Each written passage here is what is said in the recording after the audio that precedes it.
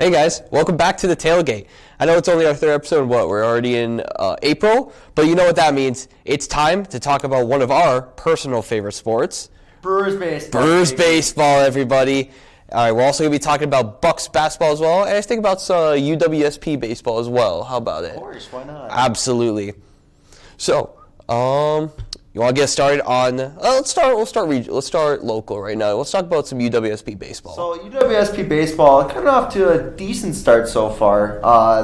Just finished a series against University of Washington in St. Louis. Those games actually replaced the games against Finlandia because unfortunately Finlandia is closing down their school, so they had to cancel the rest of their games and all their sports, I believe. Yes, it was every sport. I have a friend that goes to Finlandia and was on the baseball team, and he was basically telling us the whole situation about, now I have to transfer and I have to try and find this quick. I have to find this quick before next year. So it's crazy, but yeah, canceled all their sports for the rest of the year. Yeah, so they played University of Washington and won one and lost one. I believe they won on Saturday, lost Sunday. But they were scoring pretty high in those games, and they look pretty well this season, I gotta say. But going into WIAC competition here, it's gonna be tough because they already lost 2 games against Platteville. They play Whitewater in a few weeks now, but then 2 more the day after. So far, it's kind of looking iffy for WIAC play, but that might change when they play. I believe they play lacrosse this upcoming weekend. Very nice, very nice. And yeah, I know at the beginning of the season they started off, was it third? It's like 3rd or 4th ranked. Pretty high in the nation. Yeah, they were pretty high. So in the context of that, you can see maybe a little disappointing, but I think overall it's not bad. And also, like you said, we got WIAC play start. They played a couple games, but we got the main chunk of WIAC play is starting to come up soon. And also, I want to mention something. Did you say the University of Washington in St. Louis? It's U of Wash or something. I believe that's what it's called because that's interesting. I just think it's interesting that the University of Washington in Missouri. it's U Wash, I believe, or something. Gotcha. Like that. But they played them this past weekend and down in St. Louis actually. And they play, I believe, a couple more road games that they're going up to lacrosse, and then they play. I want to say they play here against Whitewater. Nice. That's gonna be big time. That's gonna be a huge matchup, especially since Point beat Whitewater in the Super Regional. Yeah. Last season to go to the College World Series. Yeah, that's a huge series. So good luck to those boys, and of course, it's gonna be a great series between those two. Absolutely. All right, transitioning now to, of course, more regional action. We're going to talk about the sport that's been happening for a while now, but has been consistently great. Bucks basketball. So over the past, it's starting to get into crunch time. I think this is the last week of the regular season coming up right now, and we're going to be heading into the playoffs very soon. And so all that matters right now is seeding. And the Bucks are trying to go for that 1 seed right now. They're in a very favorable position, and they have 4 games currently left to go. I remember seeing a bit of a graphic on Twitter. I think it was about if they go 4-0 or 3-1 in the last 4 games, automatically clinched. If they go 2-2, that's going to force Boston to go 4-0, which is not unheard of. But they do have a couple of tough matchups. I think they play against Philly either tonight or tomorrow. So it's going to be interesting. But the Bucks, they've been so good recently. Yes, they have been. Besides the game against Boston, it was. I'm gonna give the Bucks a little bit of slack on that one. It was not only the second game of a back-to-back; it was the 5th game in 7 days. I'm gonna come a bit of slack, especially after the game against Philly on Sunday, where they smacked them. They really themselves in that game. So they were looking really good right now, and honestly. They should win the rest of their games, but it's not. They should. It's not always easy. That's fair, and I know we have Washington, then Chicago, and then Memphis. Washington, Chicago, Memphis. That's not going to be very easy, and then Toronto, yeah. And then I never feel good going against Toronto. For some reason, Milwaukee is just not good against Toronto. I don't know what it is. It was especially after 2019. But no matter how good or bad Toronto is, it's kind of like the Bucks' kryptonite, sort of speaking. But as you said, they play against Washington tomorrow, I think. Then they go against Chicago, which theoretically, on paper, should be 2 easy wins, but you never know. The Wizards are kind of trying to make a push towards the play-in tournament, so they're going to play tough. The Bulls, I believe, are either on the outside or just in the playoff. They're close. Play-in tournament, so they're also going to play tough. Memphis is, they're kind of slowing down a little bit just because they're pretty much in the playoffs right now, and I think they're good with it. Yeah, so they might take it easy, but obviously they're a tough team to play. And then Toronto, like you said, they just never are good against them. I don't know what it is. Maybe against that Washington game, we could see a Johnny Davis start against his old state college. That would be amazing to see. That would be fun. Hopefully, they win these games and clinch that first seed and look good in the playoffs. Hopefully, we know previously last year. Let's go back to last year.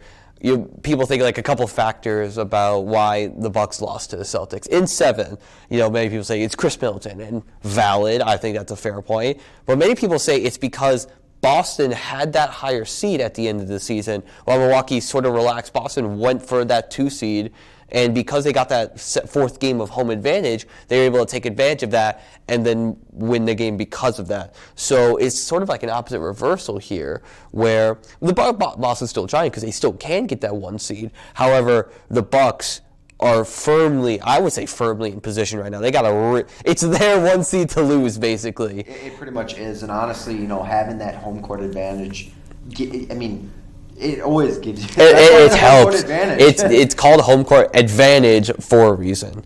So exciting times here for Bucks basketball and for Wisconsin sports altogether because Brewers baseball. I love Brewers baseball. So recently they just played they had a 3-game series against the Cubs starting last Thursday. Lost the first game, which was not a great game for the Brewers. They did not score a run they did not score. They got shut out.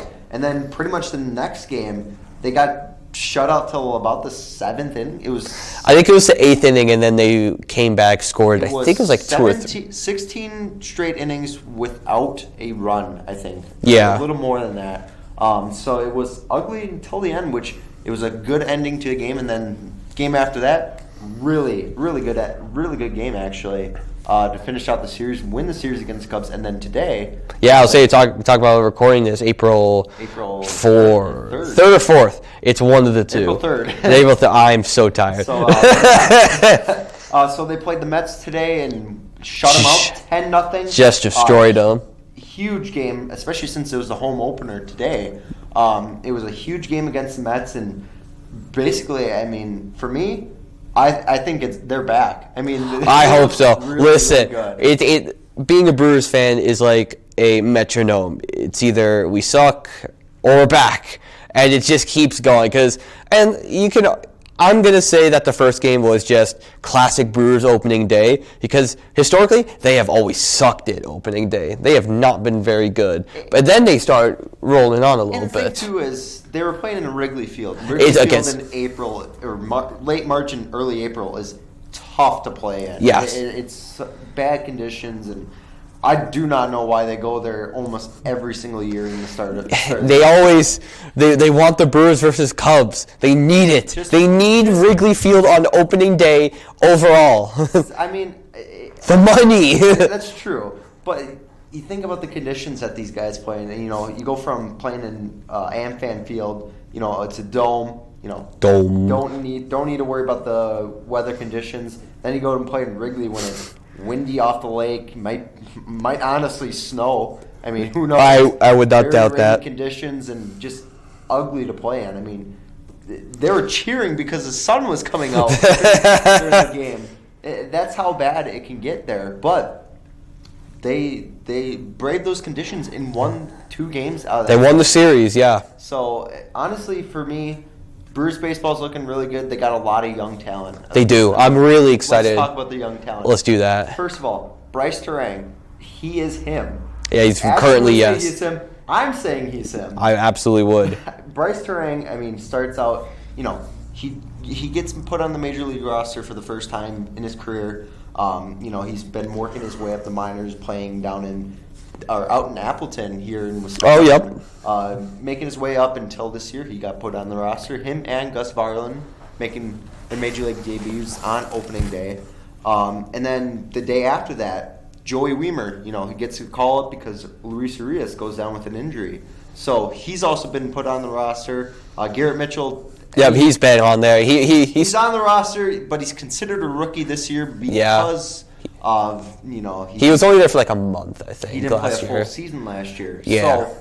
So all three of those guys, and then potentially later in the season, give or take, Sal Frelick.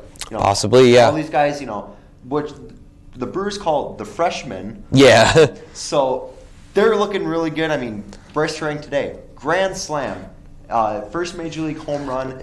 Just beautiful. I know there's someone else, Brian Anderson or Bryce Anderson. Brian Anderson, former Marlin Brian Anderson, which, ironically enough, for the Brewers, play-by-play. He's also Brian Anderson. Brian Anderson, great guy. Was calling this home run, which to me, like every time it comes up the bat, they always have to mention it, and it is a rule at this point that if they have to. Yeah, he actually started off the Brewers, or actually Bryce Turang. Let me think. Scoring today, Bryce Turang, I believe, scored Brian Anderson in for the first run, and then later in the game, about fourth or fifth inning, Brian Anderson gets the first home run for the Brewers on the season. 2-run shot, absolute missile to center field to score. Yeah, and, wow. And then the fifth inning was just complete chaos. Oh, yeah. They score 7 runs in that inning and pretty much put the game away by then. That's very true. All right, so final segment here, I think. Let's go overall. Let's just do our quick predictions on who's making the playoffs for each. Why don't we do it for each league? So American League, National League. Very early predictions. Who do you think is winning? Okay, so if I'm going to go, we'll start with American League. Yeah. AL East is just, anybody can make it in that. Yeah, that's fair. So many good teams in that. And for me personally, I would love to see the Blue Jays just make the playoffs. They have Marshfield, Wisconsin-born Dalton Varsho. I'm very high on Dalton Varsho. Love Dalton Varsho. So I think he could lead them to a playoff berth.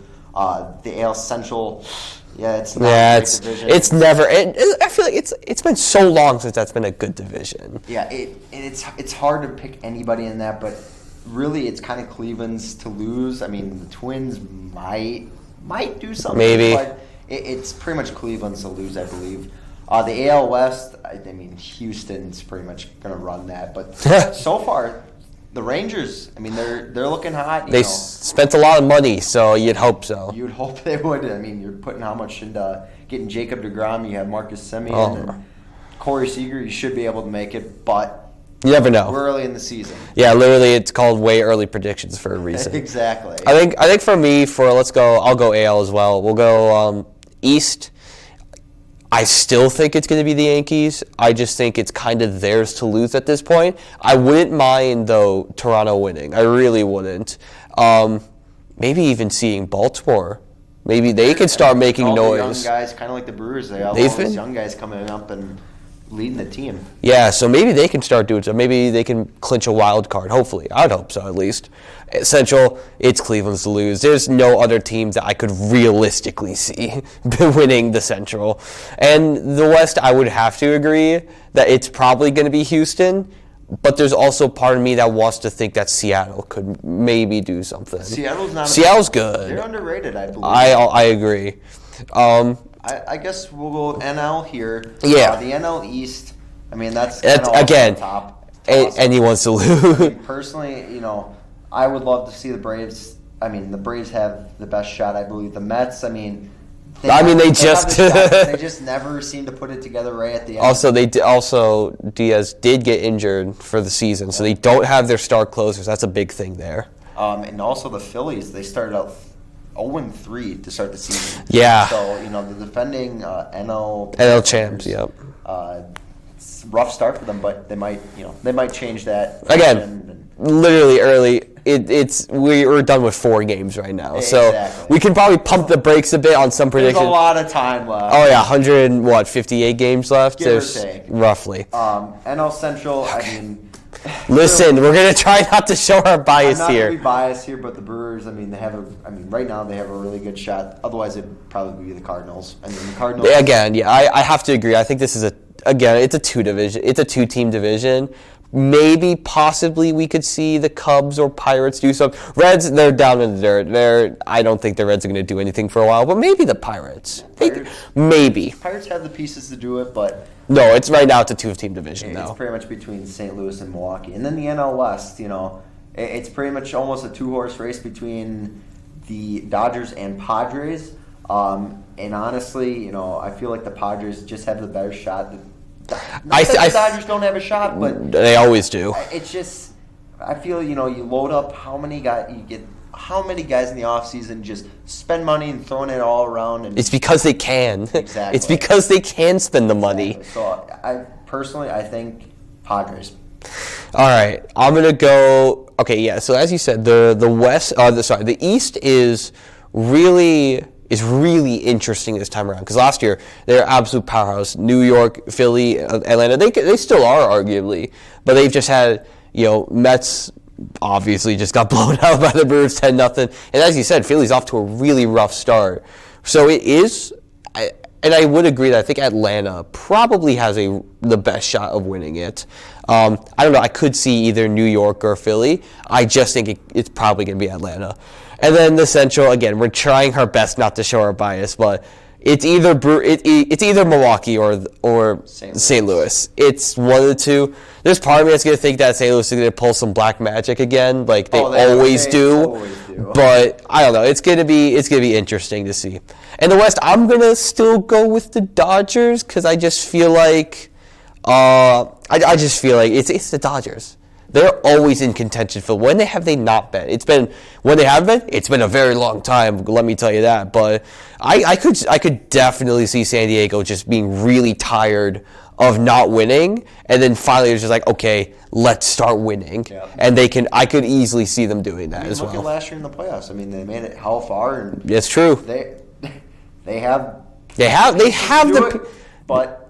team. The Padres are going to Padre. San Diego is going to San Diego. Exactly.